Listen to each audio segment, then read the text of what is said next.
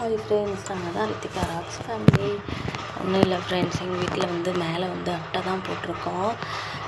இவ்வளோ நாள் வந்து மட்டை போட்டோம். அதனால் வெயில் காலத்துக்கு வந்து எங்களுக்கு தெரிஞ்சு கொள்ளலை. அப்புறம் இந்த இயரில் வந்து மட்டை போடுறதுனால என்ன ஆகிடுச்சுன்னா ரொம்ப ஒழுக ஆரம்பிக்கிற மாதிரி துரு பிடிக்கிற மாதிரி ஆகிடுச்சு ஃப்ரெண்ட்ஸ். அதனால் என்ன பண்ணிட்டோம், மட்டை எடுத்துட்டோம். எடுத்த உடனே காந்தல், செம்ம காந்தல், வீட்டிலே இருக்கவே முடியல ஃப்ரெண்ட்ஸ். அதுக்கப்புறமேல சீலிங் அடிக்கலாம் அப்படின்னு சொல்லிட்டு எங்கள் வீட்டுக்கார் சொன்னாங்கன்ட்டு சீலிங் அடிக்கிறவங்க வந்தாங்க. சீலிங் அடிக்கிறவங்க வந்து சேட்டை பண்ணிகிட்டே இருந்தால் அவங்ககிட்ட விளாண்டுக்கிட்டே வந்து இந்த ப்ராசஸ் தான் நடந்துச்சு.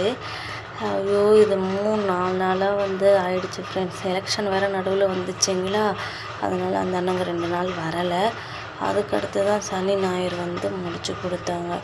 ஐயோ, வீடே வந்து புது வீடு மாரி மறுபடியும் எல்லாமே எடுத்து வச்சு எல்லாம் சுத்தம் பண்ணுற மாரி ஆயிடுச்சு ஃப்ரெண்ட்ஸ்.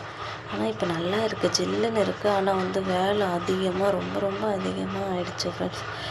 அப்போ சீலிங் அடித்ததில் எங்கள் அத்தை மதியத்துக்கு மேலே எங்கள் அத்தை வந்து பார்த்துப்பாங்க. நான் அப்புறம் கொஞ்சம் நேரம் போய் படுத்துப்பேன். உங்களுக்கே தெரியும் பாருங்கள் ஃப்ரெண்ட்ஸ், மெத்த வீடு மாரி. ஆனால் இப்போ வந்து எங்கள் வீடு பார்க்குறதுக்கு எப்படி இருக்குது அப்படின்னு பார்த்தீங்கன்னா, மெத்த வீடு மாரி வந்து இருக்குது. ஃபுல்லாக வந்து க்ளீன் பண்ணிட்டோம் ஃப்ரெண்ட்ஸ். ரொம்ப அங்கே எல்லாமே வெளியே ஃபுல்லாக வந்து அந்த சுண்ணாம்பு எல்லாருமே பாத்திரத்தில் எல்லாம் அடித்து எல்லாம் இந்த பின்னாடி வீடை எங்களுக்கு வந்து ஒரு வீடு இருக்குல்லைங்களா, அந்த வீட்டில் தான் பாப்பா படுத்துக்கிட்டா. விளையாண்டு இந்த வீட்டையும் வெள்ளைன்னு ஆக்கிடுச்சு பாப்பா.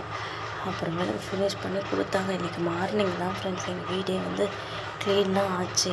அதான் க்ளீனிங் கரெக்டாக எல்லா வேலையும் முடித்து க்ளீன் பண்ணி ஃபோட்டோ எடுத்து உங்களுக்கு அனுப்பணும் அப்படின்ட்டு தான் ஃப்ரெண்ட்ஸ்.